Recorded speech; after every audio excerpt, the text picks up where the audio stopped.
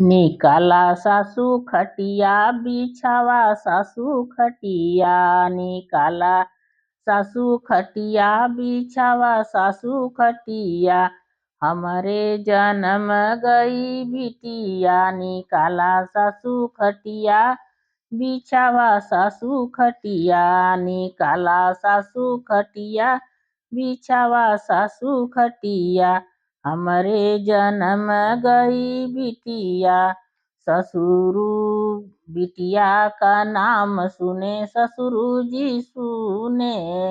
बिटिया का नाम सुने ससुरु जी सुने। बहुत बहू के जन्म गई बिटिया डूब गयल नमवा। बिटिया के जन्म में डूब गयल नमवा।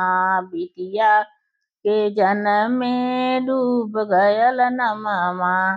निकाला सासू खटिया बिछावा सासू खटिया। निकाला जेठनी खटिया निकाला जेठनी खटिया बिछावा जेठनी खटिया। निकाला जेठनी खटिया बिछावा जेठनी खटिया। हमरे जन्म गई बिटिया।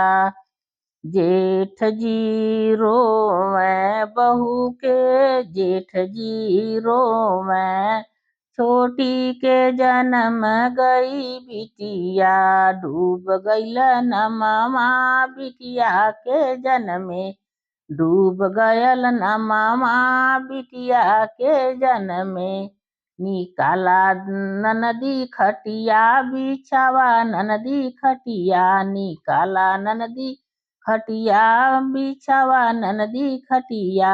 हमरे जन्म गई बिटिया। नंदोई जी रोवे बहू नंदोई जी रोवे।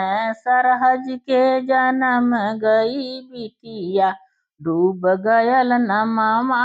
बिटिया के जन्मे डूब गयल नमवा।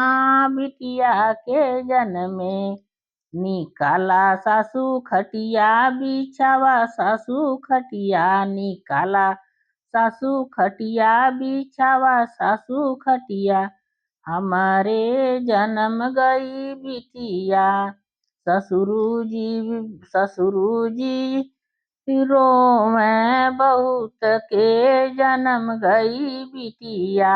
ससुरु जी रोवे बहू के जन्म गई बिटिया डूब गईल नमवा।